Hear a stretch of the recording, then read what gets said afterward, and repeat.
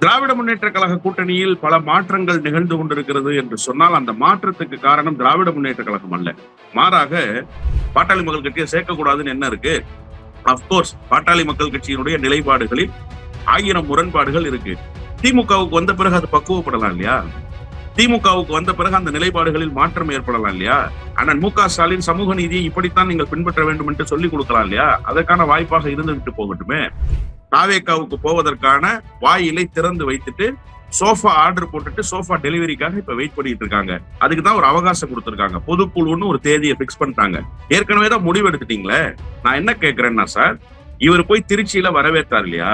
திருச்சி நாடாளுமன்ற உறுப்பினர்ன்றாங்க. முதலமைச்சரை நாடாளுமன்ற உறுப்பினர் வரவேற்கணும்னு புரோட்டோகால் இருக்கா? எங்காவது அப்படி நடந்திருக்கா? விஜயினுடைய எல்லா நடவடிக்கைகளுக்கும் அண்ணன் துணை நிற்பதை தவிர வேறு வழி இல்லை. அதனால்தான் நான் அண்ணன் வன்னியரசு அமைச்சராகிற போது வேறு ஒரு ஊடகத்தில் பேசுகிற போது கூட சொன்னேன், இனிமே நெருக்கடி அண்ணன் திருமாவுக்கு தான் சொன்னேன். விஜய்க்கு ஒரு சூழ்ச்சமம் இருக்கு. டெல்லிக்கு போனாரு, பிரதமர் இடத்துல எந்த விதமான கோரிக்கையும் அவர் வைக்கல. பிரதமர் இடத்துல தமிழ்நாட்டுக்காக அவர் எந்த நெருக்கடியும் கொடுக்கல. அவர் என்ன கேட்டார்னா, லெட்டர் கொடுத்து தமிழ்தாய் வாழ்த்து பாடிக்கலாமாங்க ஐயா, வாய்ப்பு இருந்துச்சுன்னா அந்த தமிழ்தாய் வாழ்த்து பாடுறதுக்கு ஒரு ஒப்புதல் கொடுத்து விட்டீங்கன்னா நான் அந்த தமிழ்நாட்டுல போய் அதை பாடிட்டு வந்துருவேன், ரொம்ப நெருக்கடியா இருக்கு அப்படின்னு சொன்னாரே தவிர, பாஜக கொண்டு வருகிற மசோதாவை ஏற்றால் பாஜகவுக்கு ஆதரவு நிலைப்பாடுன்னு வெளிப்பட்டுரும். பாஜகவினுடைய மசோதாவை எதிர்த்தால் ட்ரௌசரை அமித்ஷாவும் மோடியும் சேர்ந்து கலட்டிடுவாங்க. இந்த நெருக்கடி வேணான்னு நினைக்கிறாரு. அதுக்கு ஒரே வழி என்ன? பெட்டர் இந்த வாய்ப்பை தூக்கி காங்கிரஸ் கையில ஒப்படைச்சிட்டோம்னா நம்ம சேஃபர் சைடு இருக்கலாம். டெல்லி அரசியலுக்கு நமக்கு சம்பந்தம் இல்ல. வீட்டுல இருக்கிறவங்களுடைய ஓட்டையே திமுகவினுடைய உதயசூரியன் சின்னத்துக்கு வாங்கி கொடுக்க வக்கு இல்லாத ஒருத்தர் ஊர் ஊரா போய் பிரச்சாரம் பண்ணி அதுல வேற வெக்கம் இல்லாம சொல்றாரு. 28 தொகுதிக்கு நான் பிரச்சாரத்துக்கு போனேன், 24 தொகுதியில திமுக ஜெயிச்சிச்சு. எந்த லட்சணத்துல நீங்க பிரச்சாரம் பண்ணீங்கன்னா வீட்டுல இருக்கிற போதே தெரியுது. ஜெயலலிதா நான் பாப்பாத்தின்னு மாறு தட்டுச்சு சார். அந்த அம்மா கூட 2 பிராமணர்களுக்கு வாய்ப்பு கொடுக்கல சார். நீங்க தமிழ்நாட்டில் முதல் முறையாக 2 பிராமணர்களுக்கு வாய்ப்பு கொடுத்திருக்கீங்க. இதுக்கு பேர் சமூக நீதியா? அரண்சை நண்பர்களுக்கு வணக்கம். அரண்சை ஊடகம் சுயேட்சையாக இயங்குவதற்காகவே உருவாக்கப்பட்டது. நாம் செய்கிற வேலை உண்மையிலேயே மக்களுக்காக செய்கிறோம் என்பதை நீங்கள் நம்பினால், வாய்ப்பு இருந்தால் இந்த ரேசர் பே QR கோடுக்குள்ளே நீங்கள் அதை ஸ்கேன் பண்ணி எங்களுக்கு உங்களால் இயன்றதை விருப்பம் இருந்தால் ஆதரவு தெரிவிக்கலாம். அரண்சை நேயர்களுக்கு வணக்கம். நான் மதநேர் உலகன். இன்று நமது சிறப்பு விருந்தினர் வல்லம் பசீர் அவர்கள் நிறைய விஷயங்கள் விவாதிக்க இருக்கிறோம். அவரை வரவேற்கலாம். ஐயா வணக்கம். வணக்கம். அரசியல் மாற்றங்கள் இந்த தேர்தலுக்கு பின்னாடி அதிரடியா நிறைய நடந்துகிட்டே இருக்குது. இன்னைக்கு அண்ணாமலை அவர் கட்சியை தொடங்கிட்டான்னு சொல்லிட்டாரு. சொன்ன 2 மணி நேரத்துல 3 லட்சம் பேர் இணைஞ்சிட்டாங்க அப்படின்னு அவங்க பரபரப்பா இருக்கிறாங்க. இன்னொரு பக்கம் திமுக கூட்டணியிலிருந்து நிறைய பேர் டிவிகேக்கு பக்கம் போறாங்க. இன்னொரு பக்கம் பார்த்தா அன்புமணி ராமதாஸ் இந்த பக்கம் வருவார் என்பது போல பேச்சுகள் இருக்குது. இந்த திடீர் குழப்பங்கள் இதுல வைகோ நான் பெருசா அதிர்ச்சியானது. வைகோடைய பேச்சுகள் எல்லாம் அப்படியே தலைகீழ மாறுது. துறை வைகோ பேசுறாரு, விஜயோட ரொம்ப நெருங்கி ரொம்ப சந்தோஷப்படுறாங்க. அவங்க வீட்டுல வேலை செய்யறவங்க விஜய்க்கு ஓட்டு போட்டாங்கிறத பெருமையா சொல்ற அளவுக்கு நிலைமைகள் மாறி இருக்குது. எப்படி பார்க்குறீங்க? திராவிட முன்னேற்ற கழக கூட்டணியில் பல மாற்றங்கள் நிகழ்ந்து கொண்டிருக்கிறது என்று சொன்னால் அந்த மாற்றத்துக்கு காரணம் திராவிட முன்னேற்ற கழகம் அல்ல. மாறாக புதிதாக ஆட்சி அமைத்திருக்கக்கூடிய தாவேக்காவுக்கு ஆதரவு கரம் நீட்ட வேண்டும் என்று அமைச்சரவையில் பங்கேற்க வேண்டும் என்று விரும்புகிற கட்சிகள், அமைச்சரவையில் பங்கேற்க முடியாமல் போகிறது என்று கவலைப்படுகிற கட்சிகள் எல்லாம் படையெடுத்து போய் கொண்டிருக்கிற காட்சியை நாம பார்க்கிறோம். ஒரு தோழமை என்பது எதன் அடிப்படையில் இருக்கணும் அப்படின்னு சொன்னா, தொடர் வெற்றிகள் வருகிற போது தோழமையாக இருப்பதல்ல தோழமைக்கு அழகு. தோல்வியை தழுவுகிற போதும் தோழமையோடு இருக்க வேண்டும். அதுதான் ஒரு நல்ல தோழமைக்கு இலக்கணமாக இருக்க முடியும். அண்ணன் மு.க. ஸ்டாலின் அவர்கள் தலைவராக எப்போது பொறுப்பேற்றுக் கொண்டாரோ அன்று முதல் இன்று வரை இந்த 2026 தேர்தல் தான் முதல் தோல்வியை அவர் தலைவராக இருந்து சந்திக்கிறார். இதுவரை சந்தித்த எல்லா தேர்தல்களிலும் மகத்தான வெற்றியை பெற்றிருக்கிறார். அவர் வெற்றி பெற்றது மட்டுமல்ல, திராவிட முன்னேற்ற கழக தலைமையிலான அணியில் இடம்பெற்ற எல்லா கட்சிகளையும் வெற்றி பெற வைத்திருக்கிறார். அதுதான் அங்க ரொம்ப முக்கியம். நீங்க எப்படி புரிஞ்சுக்கணும் அப்படின்னா, தான் மட்டும் பெறுவதல்ல வெற்றி, தன்னை சார்ந்து இருக்கிற எல்லா இயக்கங்களையும் வெற்றி பெற வைப்பதுதான் உண்மையான வெற்றி என்கிற ஒரு மனநிலை அந்த தலைவருக்கு மட்டும்தான் இந்திய துணை கண்டத்தில் இருந்தது. நீங்க திரிணாமுல் காங்கிரஸ் காங்கிரஸ் அகாமடேட் பண்ண முடியாதுன்னு சொல்றாங்க. ஆம் ஆத்மி கட்சி காங்கிரஸோடு இணக்கமாக போக முடியாதுன்னு சொல்றாங்க. இப்படி தேசிய அரசியலில் பல்வேறு மாநிலங்களில் காங்கிரஸ் கட்சிக்கு இடர்பாடு வந்த போது காங்கிரஸ் கட்சி தமிழ்நாட்டில் மட்டும்தான் ஒரு பெரும்பான்மையான கூட்டணியில் இடம்பெற்று பெருவாரியான இடங்களை பெற்று பெருவாரியான வெற்றிகளை பெற்றார்கள். அதற்கு முதல் காரணம் திராவிட முன்னேற்ற கழகம் தான். அதற்கு பின்னணியில் இருந்து செயல்பட்டவர் அண்ணன் மு.க. ஸ்டாலின். அதை யாரும் மறுத்து விடவே முடியாது. இப்போ முதல் துரோகத்தை காங்கிரஸ் செய்து அடுத்து வரிசையாக கட்சிகள் செய்து கொண்டே வருகின்றன என்கிற போது திராவிட முன்னேற்ற கழகம் தன்னை மீட்டுருவாக்கத்துக்கு தயார் செய்து கொள்ள வேண்டும் தானே. அடுத்த கட்டமாக என்ன செய்ய வேண்டும் என்று ஆலோசிப்பது சரியாக இருக்கும் தானே. அந்த அடிப்படையில் தான் இப்போது ஒரு ஆதரவு கரத்தை பாட்டாளி மக்கள் கட்சியை நோக்கி அண்ணன் மு.க. ஸ்டாலின் நீட்டி இருக்கிறார். அதுவும் என்னன்னா, அவர்கள் எடுக்கிற முடிவுக்கான ஆதரவு என்று நீங்கள் புரிந்து கொள்ளக் கூடாது. சாதிவாரி கணக்கெடுப்பு நடத்தப்பட வேண்டும் என்பதுதான் ஏற்கனவே திராவிட முன்னேற்ற கழகம் சொல்லிக் கொண்டிருக்கிற செய்தி. ஆனால் அதற்கு தடையாக இருக்கிற ஒன்றிய அரசினுடைய நெருக்கடிகள் தளர்த்தப்பட வேண்டும். நீதிமன்றத்தில் ஒரு முழுமையான உத்தரவை பெற்று வந்து அந்த சாதிவாரி கணக்கெடுப்பை நடத்தணும்னு தான் அவர் முதலமைச்சராக இருந்த காலத்திலிருந்து சொல்றார். அண்ணன் எஸ்.எஸ். சிவசங்கர் எழுந்து சட்டப்பேரவையில் பேசுகிற போது கூட இந்த சாதிவாரி கணக்கெடுப்புக்கு பின்னால் என்ன இருக்கு, சாதிவாரி கணக்கெடுப்பு நடத்துவதில் என்ன சிக்கல் நிலவுது ஒன்றிய அரசால, ஒன்றிய அரசிடம் என்னென்ன துறைகள் இருக்கு, அந்த துறையின் மூலமாக செய்ய வேண்டிய பணிகள் என்னெல்லாம் விலாவரியாக சட்டப்பேரவையிலே பதிவு செய்திருக்கிறாரு. அது அவை குறிப்பிலே இடம்பெற்றிருக்கு. இதையெல்லாம் கடந்து ஒரு கூட்டணி கணக்கு என்று ஒன்று இருக்கிறது. நான் என்னளவில் புரிந்த செய்தியே சொல்கிறேன். திராவிட முன்னேற்ற கழக தலைமையிலான அணியில் இடம்பெற வேண்டும் என்று தேர்தலுக்கு முன்பாகவே அன்புமணியும் விரும்பினார், ராமதாசும் விரும்பினார். இதுல ரொம்ப முக்கியம் என்ன அப்படின்னு சொன்னா, விசிக இங்கே இருக்கிற போது நாம் பாட்டாளி மக்கள் கட்சியை சேர்த்துக் கொண்டால் அது விசிகவினுடைய நிலைப்பாட்டுக்கு ஒரு ஆபத்தை ஏற்படுத்தும். விசிக தங்கள் மீது ஒரு வருத்தம் கொள்ள நேரிடும். விசிகவினுடைய உறவில் ஒரு சின்ன தொய்வு ஏற்படும். அதை நாம் அனுமதிக்க கூடாது. எனவே விசிக போதும் என்கிற அந்த மனநிலைக்கு அண்ணன் மு.க. ஸ்டாலின் வந்தார். அன்புமணிக்கும் ராமதாசுக்கும் சண்டை வந்த போது ராமதாஸ் நேரடியாகவே பேசினார். நேரடியாகவே இரண்டாம் கட்ட தலைவர்கள் பலரிடத்துல பேசி நான் திமுக கூட்டணிக்கு வந்துடுறேன், எனக்கு 3 சீட்டு கொடுக்க சொல்லுங்க போதும்லாம் சொன்னார். ஆனால் எல்லாவற்றையும் புறக்கணித்து விடுதலை சிறுத்தைகள் கட்சி வருத்தப்படக்கூடாது என்கிற ஒரு நிலைப்பாட்டை எடுத்தவர் அண்ணன் மு.க. ஸ்டாலின். இன்னைக்கு விடுதலை சிறுத்தைகள் கட்சி அண்ணன் மு.க. ஸ்டாலின் வருத்தப்படக்கூடாது இருந்த முடிவே அதை எடுக்கிறாங்களா? இல்ல. அதே போல ஒரு கட்டத்துக்கு மேல் திராவிட முன்னேற்ற கழகத்தை நோக்கி விமர்சனங்களை வலிமையாக வைக்கக்கூடிய கட்சியாக இப்போது விடுதலை சிறுத்தைகள் கட்சி மாறிக்கொண்டிருக்கிற போது உங்களுக்காக நீங்கள் வருத்தப்படக்கூடாது என்று நிறுத்தி வைக்கப்பட்ட ஒருவரை மீண்டும் சேர்த்துக் கொள்வதில் என்ன பிரச்சனை இருக்கு? பாட்டாளி மக்கள் கட்சியை சேர்க்கக்கூடாதுன்னு என்ன இருக்கு? அப்கோர்ஸ் பாட்டாளி மக்கள் கட்சியினுடைய நிலைப்பாடுகளில் 1000 முரண்பாடுகள் இருக்கு. திமுகவுக்கு வந்த பிறகு அது பக்குவப்படலாம் இல்லையா? திமுகவுக்கு வந்த பிறகு அந்த நிலைப்பாடுகளில் மாற்றம் ஏற்படலாம் இல்லையா? அண்ணன் மு.க. ஸ்டாலின் சமூக நீதியை இப்படித்தான் நீங்கள் பின்பற்ற வேண்டும் என்று சொல்லிக் கொடுக்கலாம் இல்லையா? அதற்கான வாய்ப்பாக இருந்துகிட்டு போகட்டுமே. ஏன் சமூக நீதியை ஏற்கனவே பேசிய இயக்கம் தானே. மார்க்ஸை, பெரியாரை, அம்பேத்கரை தத்துவார்த்த தலைவராக அடையாளப்படுத்திய இயக்கம் தானே பாட்டாளி மக்கள் கட்சி. எனவே பாட்டாளி மக்கள் கட்சி மீண்டும் கூட்டணிக்கு வருவதற்கான வாய்ப்புகள், அதற்கான வாயில்கள் திறந்து வைக்கப்பட்டிருக்கு அப்படின்னு தான் நான் பாக்குறேன். இதெல்லாம் தேர்தல் காலத்தில் எடுக்க வேண்டிய முடிவு சார். ஒரு ஆதரவு கரம் நீட்டி விட்டதாலேயே பாட்டாளி மக்கள் கட்சி கூட்டணிக்கு வரப்போகுது, அண்ணன் ஸ்டாலின் தூது விட்டுட்டாரு அப்படின்னு நான் சொல்ல வரல. அதையெல்லாம் தாண்டி ஒரு அரசியல் கணக்குகள் இருக்கின்றன. ஏற்கனவே ஒரு நிலைப்பாட்டில் இருந்த அந்த உறுதியை மீண்டும் உறுதிப்படுத்தி கொடுத்திருக்கிறார் அண்ணன் ஸ்டாலின் என்றுதான் புரிந்து கொள்கிறேன். அப்புறம் நீங்க சொன்னீங்க எல்லாரும் போறாங்க, வைகோ கூட போறாரு, ரொம்ப ஆச்சரியமா இருக்கு. அதுல ஆச்சரியப்படுறதுக்கு ஒண்ணும் இல்லை.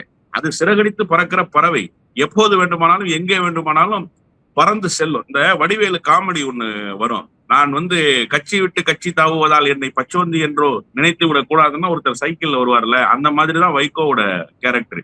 எப்போதுமே என்ன செய்வார் அப்படின்னு கேட்டீங்கன்னா, தொடர்ச்சியாக ஒரு அணிமாறுகிற வேலையை அவர் செய்து கொண்டே இருப்பார். ஒரு நம்பிக்கை துரோகத்தை கூட்டணியில் செய்து கொண்டே இருப்பார். 2006ல செஞ்சாரு, 2016ல செஞ்சாரு, 2026லயும் செய்ய காத்திருந்தாரு. ஆனா என்ன பிரச்சனைன்னா, எங்களை போன்ற மறுமலர்ச்சி திமுகவிலிருந்து வெளியேறியவர்கள் திமுகவுக்கு ஆதரவாக நின்றோம் இல்லையா, நாங்க எங்காவது ஒரு இடத்தில் அங்கீகரிக்கப்பட்டு விட்டால் என்ன செய்வது? வெளிப்படையாகவே சொல்றாரு கூட்டங்கள்ல, நாம குறைவான இடங்கள்ல போட்டிட்டு இருக்கலாம். கட்சியினுடைய மாவட்ட செயலாளர் கூட்டத்துல அதை சொல்றாரு. அவர் இல்லைன்னு மறுக்க சொல்லுங்க. அவரை மாவட்ட செயலாளர் கூட்டத்துல சொல்றாரு, நாங்க வெளியேறி இருக்கலாம்னு எல்லாரும் சொல்றாங்க, நாம வெளியேறி இருக்கலாம். வெளியேறி இருந்தா மல்லை சத்யாவும் அவரோடு சேர்ந்து கட்சி நடத்தி கொண்டிருப்பவர்களும் போயிருவாங்க, அவங்களுக்கு ஒரு அங்கீகாரம் கிடைச்சிரும், எதிரிகளுக்கு நாம வாய்ப்பை ஏற்படுத்தி கொடுத்துடக்கூடாது. அப்படின்னா என்ன அர்த்தம்னா, அவர் சொல்றதை வச்சு நான் புரிஞ்சுக்கிறேன். கிராமப்புறத்துல ஒரு சொல்லாடல் உண்டு, மக செத்தாலும் பரவாயில்ல, மருமக தாலி அறுத்துருன்னு. அந்த மாதிரி தான் கட்சி கேடு கெட்டு போனாலும் பரவாயில்ல, 4 சீட்டு வாங்கிக்கிட்டாலும் நின்றுடலாம், உதயசூரியன் சின்னத்திலே நின்றுடலாம். ஆனா மல்லை சத்யாவும் அவருடைய கட்சியினரும் உள்ளர போயிடக்கூடாது, திமுகல போய் இடம்பெற்றக் கூடாது அப்படிங்கிற ஒரு எண்ண ஓட்டம் இருக்கிற தலைவராகத்தான் தேர்தலுக்கு முன்பு அவர் வெளிப்பட்டார்.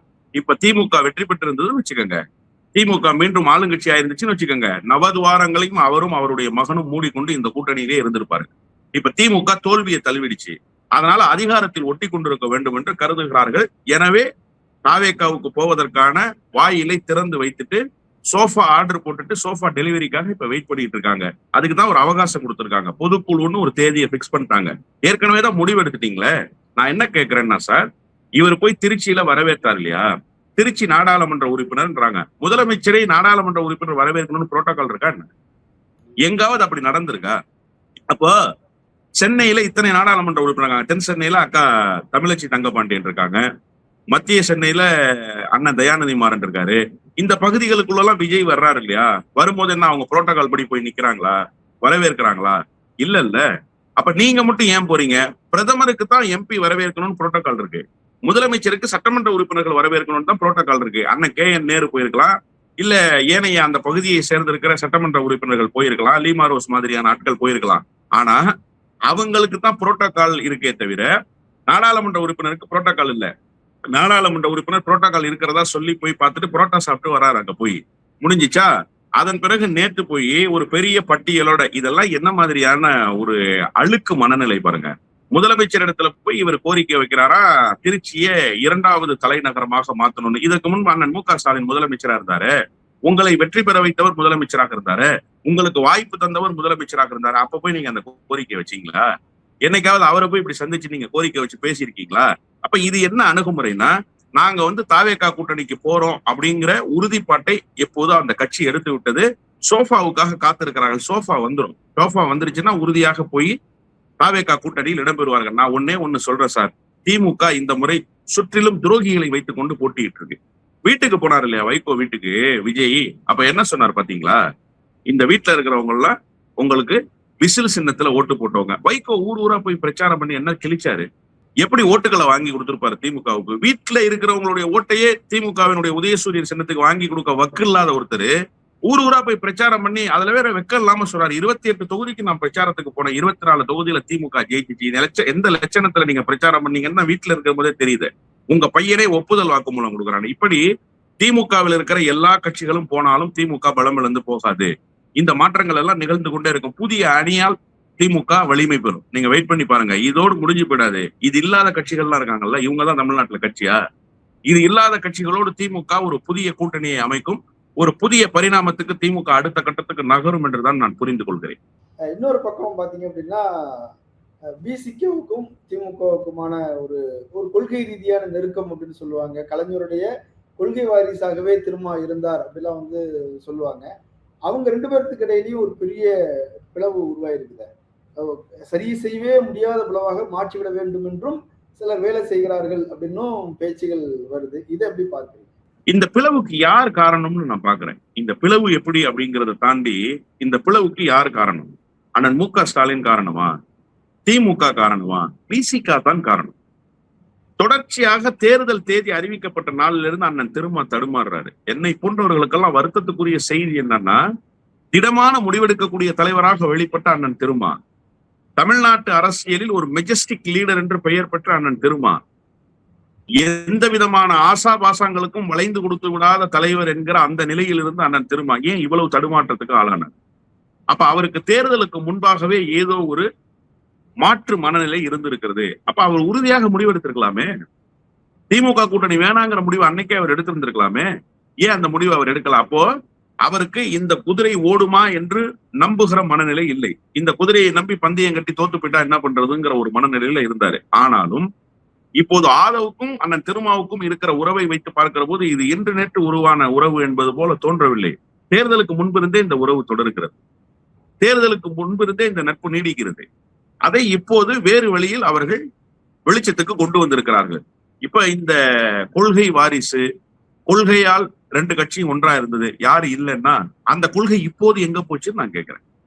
இப்போ அண்ணன் திருமா இஸ்லாமியர்களுக்கு ஒரு பிரச்சனை என்றால் களத்தில் போராடுகிற தலைவராக வெளிப்பட்டிருக்காருங்க.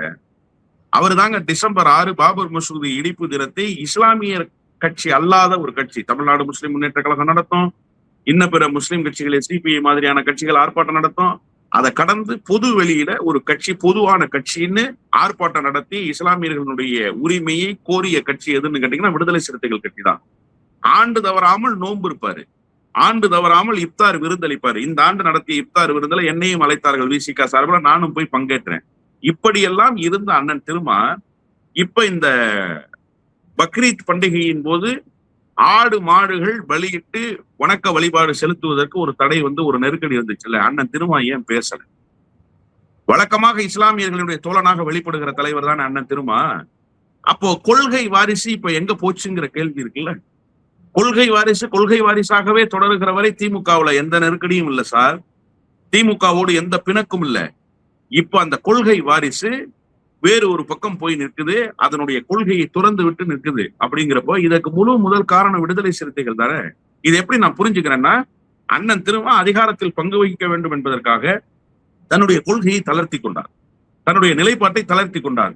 அதன் விளைவாக அவருக்கு ஒரு அமைச்சரவை பொறுப்பு தரப்பட்டிருக்கிறது. இனிமேல் விஜயினுடைய எல்லா நடவடிக்கைகளுக்கும் அண்ணன் திருமா துணை நிற்பதை தவிர வேறு வழி இல்லை. அதனால்தான் நான் அண்ணன் வன்னியரசு அமைச்சராகிற போது வேற ஒரு ஊடகத்தில் பேசுகிற போது கூட சொன்னேன், இனிமே நெருக்கடி அண்ணன் திருமாவுக்கு தான் சொன்னேன். விஜய் பத்திரிகையாளர்களை சந்திக்க மாட்டார், விஜய் இந்த நாட்டு மக்களை வெளிப்படையாக சந்திக்க மாட்டார். ஆனால் தினந்தோறும் பத்திரிகையாளர்களை சந்திக்கிற தலைவராக வெளிப்படுகிற தலைவர் அண்ணன் திருமா, தினந்தோறும் மக்களை சந்திக்கிற தலைவராக வெளிப்படுகிற தலைவர் அண்ணன் திருமா. இப்ப எந்த பிரச்சனைனாலும் அண்ணன் திருமாட்ட தான் மைக்கு நீட்டுவாங்க. அண்ணன் திருமா தன்னுடைய கொள்கை நிலைப்பாட்டோடு இனிமே பதில் சொல்ல முடியாது. இனிமே தாவேக அரசை ஆதரித்து தான் பதில் சொல்ல வேண்டிய கட்டாயம் வரும். அப்படித்தான் இதுவரை அவர் பதில் சொல்லிக் கொண்டிருக்கிறார். எனவே இந்த கொள்கை உறவு விடுபட்டு போனது என்று சொன்னால் அதற்கு காரணம் அண்ணன் திருமாவும் விடுதலை சிறுத்தைகளும் தானே தவிர திராவிட முன்னேற்ற கழகம் அல்ல. பிரவீன் சக்கரவர்த்தி, காங்கிரஸை சேர்ந்த பிரவீன் சக்கரவர்த்திக்கு எம்பி பதவி அப்படின்ற மாதிரி சொல்லியிருக்கிறாங்க. புதுசா அவங்க டிவிகே கூட்டணிக்கு தமிழ்நாடு சமூக நீதி முற்போக்கு கூட்டணி அப்படின்னும் பெயர் வச்சிருக்கிறாங்க. அதுல சிபிஎம் சிபிஐயும் சேர்த்திருப்பாங்க போல இருக்குது. அவரு சிபிஎம் உடைய மாநில செயலாளர் சண்முகம் அவர் கண்டிச்சிருக்கிறார், என் பேரை எப்படி நீங்க சேர்க்கலாம் அப்படிலாம் சொல்லியிருக்கிறாங்க. ஸோ ஒரு பார்ப்பன சமூகத்தை சேர்ந்த ஒருவருக்கு எம்பி பதவி அப்படின்னு ஒரு விமர்சனம் வருது. காங்கிரஸை சேர்ந்த ஒருத்தருக்கு எம்பி பதவி அப்படின்னு ஒண்ணு வருது. காங்கிரஸ்ல களத்திலே இல்லாதவரும் கூட அப்படின்ற மாதிரி சொல்றாங்க. டிவிக்கு கிடைத்திருந்த முதல் ஒரு எம்பி பதவியை காங்கிரஸுக்கு தூக்கி கொடுக்க வேண்டிய தேவை என்ன? இல்ல, பாரதிய ஜனதா கட்சியினுடைய கோப பார்வைக்கு ஆளாகிவிடக் கூடாது அப்படின்னு தாவேகா நினைக்குது. இதுல எல்லாரும் என்ன புரிஞ்சுக்கிறாங்கன்னா, காங்கிரஸுக்கு தூக்கி தூக்கி கொடுக்கறதுனால பாஜக கோவப்படுமேன்றாங்க. இதுல ஒரு ஸ்ட்ராட்டஜி இருக்கு. இப்ப விஜய் பாஜகவை ஆதரிக்கவும் இல்லை, எதிர்க்கவும் இல்லை, ஒரு தட்டையான மனநிலையில் இருக்காரு, ஒரு ஆபத்தான மனநிலையை வெளிப்படுத்துறாரு. நீங்க ஒண்ணு ஆதரிக்கணும் இல்லை எதிர்க்கணும்ல சார். நீங்க எதிர்த்துட்டா எடப்பாடி பழனிசாமியை போல நீங்கள் ஒரு ப்ராக்சிங்கிறது வெளிப்பட்டு போயிடும்.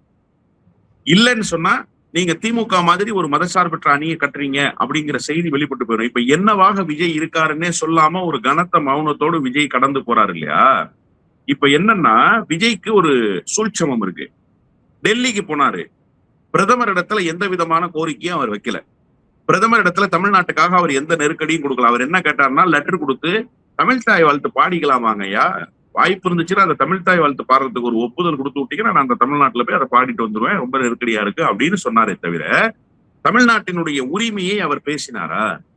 தமிழ்நாட்டுக்கு ஒன்றிய அரசு தருகிற அந்த பற்றாக்குறையான நிதி குறித்து அவர் பேசினாரா? மாற்றாந்தாய் மனப்பான்மையோடு தமிழ்நாட்டை ஒன்றிய அரசு நடத்துகிற விதம் குறித்து பேசினாரா? பேசல. அப்போ இப்ப ஒரு நாடாளுமன்ற உறுப்பினர் மாநிலங்களவைக்கு போயிட்டா ஒரு மசோதா வருது, ஒரு ஃப்ளோர் டெஸ்ட் வருது, அதை தாவேகா ஏற்குமா மறுக்குமா? பாஜக கொண்டு வருகிற மசோதாவை ஏற்றால் பாஜகவுக்கு ஆதரவு நிலைப்பாடுன்னு வெளிப்பட்டுரும். பாஜகவினுடைய மசோதாவை எதிர்த்தால் ட்ரௌசரை அமித்ஷாவும் மோடியும் சேர்ந்து கலட்டிடுவாங்க. இந்த நெருக்கடி வேணான்னு நினைக்கிறாரு. அதுக்கு ஒரே வழி என்ன? பெட்டர் இந்த வாய்ப்பை தூக்கி காங்கிரஸ் கையில ஒப்படைச்சிட்டோம்னா நம்ம சேஃபர் சைடு இருக்கலாம், டெல்லி அரசியலுக்கு நமக்கு சம்பந்தம் இல்லை, நம்ம இப்படியே பேசாம தொடர்ந்துடலாம்னு நினைக்கிறாரு. இது ஒரு ராஜதந்திரம் நினைக்கிறாரு. அதனால தன் கட்சிக்கு கிடைத்த மிகப்பெரிய வாய்ப்பை தூக்கி காங்கிரஸ் கட்சி கொடுத்தார். சார் 2006 முதல் தேர்தலை சந்திக்கிறார் சார் விஜயகாந்த். விஜயகாந்த் கட்சிக்கு எப்ப நாடாளுமன்ற வாய்ப்பு கிடைக்குது? 2026 தான் கிடைக்குது. அதுவும் யாருடைய தயவால் கிடைக்குது? திமுகவினுடைய தயவால் கிடைக்குது. அது வரைக்கும் அந்த கட்சிக்கு நாடாளுமன்ற பிரதிநிதித்துவம் கிடைச்சிச்சா? கிடைக்கல. அண்ணன் திருமா கட்சி எப்ப தொடங்கினாரு? எத்தனை தேர்தலில் போட்டியிட்டாரு? நாடாளுமன்ற வாய்ப்பு எப்ப கிடைக்குது அவருக்கு? திமுகவினுடைய தயவால் கிடைக்குது. அப்போ ஒரு கட்சி துவங்கி அந்த கட்சி ஒரு தேர்தலில் போட்டியிடுவது என்பது, நாடாளுமன்ற வாய்ப்பை பெறுவது என்பது எவ்வளவு பெரிய நெடிய பயணம் பாருங்க. அந்த நெடிய பயணத்துல உங்களுக்கு ஒரு அரிய வாய்ப்பு 6 மாதம் கூட ஆகாம கிடைச்சிருச்சு. வைகோலா கட்சி தொடங்கி போட்டியிட்டு தோத்து போயிட்டார் சார். திமுக கூட்டணியில தான் அவரு நாடாளுமன்றத்துக்கு போனாரு. திமுக மாநிலங்களவை உறுப்பினரா இருந்தார்ல சார். அதுக்கப்புறம் தனியா கட்சி தொடங்கி போட்டியிடுறாரு, குடை சின்னத்துல தோல்வி தழுவிட்டாரு. தோல்வியை தழுவிட்டு மீண்டும் திமுக கூட்டணியில போட்டிட்டு தான் அவர் வெற்றி பெற்றாரு. அப்போ இவர்களுக்கெல்லாம் கிடைக்காத ஒரு அரிய வாய்ப்பு உங்கள் கட்சியின் மூலமாகவே உங்களுக்கு ஒரு வாய்ப்பு கிடைக்குதுன்னா அதை எவ்வளவு அழகா டேக் ஓவர் பண்ணி கொண்டு போயிருக்கணும். அதை மிஸ் பண்ணிட்டாரு விஜய்னு தான் நான் புரிஞ்சுக்கிறேன். அப்புறம் ஏதோ பேர்லாம் வச்சிருக்காங்க, சமூக நீதி, மத சார்பற்ற அப்படின்னு. ஆமா, நாய்க்கு பேர் வச்சீங்க, சோறு வச்சீங்களா? பேர் வச்சிட்டீங்க சார், சோறு வச்சீங்களான்னு கேட்கிறேன் நானு. இந்த திராவிட இயக்கத்தினுடைய தத்துவம் எதன் அடிப்படையில்னா, நான் கொஞ்சம் முன்னோக்கி பாக்குறேன். விஜய்க்கு இதெல்லாம் புரியாது, ஆதவர்ஜுனுக்கு இதெல்லாம் தெரியாது. ஆனந்த் இருக்காப்புல, என் ஆனந்த், புஷி ஆனந்த் என்கிற இப்போது இருக்கிற டி நகர் என் ஆனந்த் இருக்காருல்ல, இவருக்கு அதெல்லாம் தெரியாது. பிராமணர் அல்லாதார் இயக்கம் தான் சார் இதுக்கு முதல்ல பேரு. பிராமணர் அல்லாதார் இயக்கம் தான். அதன் பிறகுதான் தலைவர்கள் கூடி இது ஒரு நெகட்டிவ் நரேஷனா இருக்கு, அது என்ன ஒருத்தர் இல்லாத இயக்கம்னு கொண்டு போகணும்னு சொல்லித்தான் அதுக்கு அடுத்த பரிணாமத்துக்கு வந்தாங்க. அப்ப அடிப்படை என்னன்னா, பிராமணர் அல்லாதார் அதிகாரத்தை பெறுவதுதான் அடிப்படை நோக்கம். எல்லா இடத்திலும் அங்கேயே அவர்களே இருக்கிறார்கள். பெரியார் ரொம்ப அழகா சொன்னாரு, ஐஏஎஸ் இந்தியன் ஐயங்கார் சர்வீஸா போச்சு, ஐபிஎஸ் இந்தியன் பாப்பான் சர்வீஸா போச்சு. ஒன்ன மாதிரி துளுக்க பயலும் ஒன்ன மாதிரி பரப்பயலும் படிக்கணுங்கிறதுக்காக தாண்டா நான் மூத்தர சட்டியை கையில தூக்கிட்டு போறேன்னு சொன்னார்ல. இதனுடைய அடித்தளம் என்னன்னு புரிஞ்சுட்டா நீங்க சமூக நீதினா என்னன்னு விளங்கிக்குவீங்க, மதச்சார்பின்மைன்னா என்னன்னு விளங்கிக்குவீங்க. இது வரைக்கும் பாப்பாத்தி நானுன்னு மாறு தட்டிய ஜெயலலிதா கூட 2 அமைச்சர்களை பிராமண சமூகத்துல கொடுக்கல, தெரிஞ்சுக்கங்க. ஜெயலலிதா நான் பாப்பாத்தின்னு மாறு தட்டுச்சு சார், அந்த அம்மா கூட 2 பிராமணர்களுக்கு வாய்ப்பு கொடுக்கல சார். நீங்க தமிழ்நாட்டில் முதல் முறையாக 2 பிராமணர்களுக்கு வாய்ப்பு கொடுத்திருக்கீங்க. இதுக்கு பேரு சமூக நீதியா? இதுக்கு பேரு சமூக நீதியான்னு நான் கேட்கிறேன். சரி, மதசார்பற்ற தன்மை அப்படின்னு ஒண்ணு வர்றீங்க.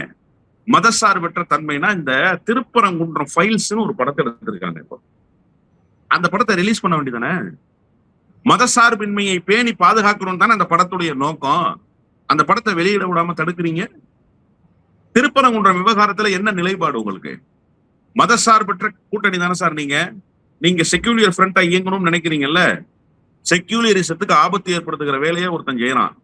அவன் மீது உங்களுடைய பார்வை எப்படி இருக்கு? அது குறித்த கருத்து உங்களுக்கு எப்படி இருக்கு? அப்போ நீங்க சமூக நீதியும் பேசல, மதச்சார்பின்மையும் பின்பற்றல, மதச்சார்பின்மையின் பக்கமும் நிக்கல, ஆனா பேரு மட்டும் வச்சுட்டீங்க. இது எப்படி சரியா இருக்கும்? பிரவீன் சக்கரவர்த்தி விஷயத்தை நான் எப்படி புரிஞ்சுக்கிறேன்னா, இந்த ஊர்ல என்ன பண்ணுவாங்கன்னு கேட்டீங்கன்னு வச்சுக்கோங்களேன், பொண்ணு மாப்பிள்ள பேசி விடுறதுக்கு ஒரு புரோக்கர் இருப்பாங்க. கல்யாணம் நல்லபடியா முடிஞ்சோன்னா ஏதாவது ஒரு புரோக்கர் கமிஷன் கொடுக்கணும்ல நீங்க.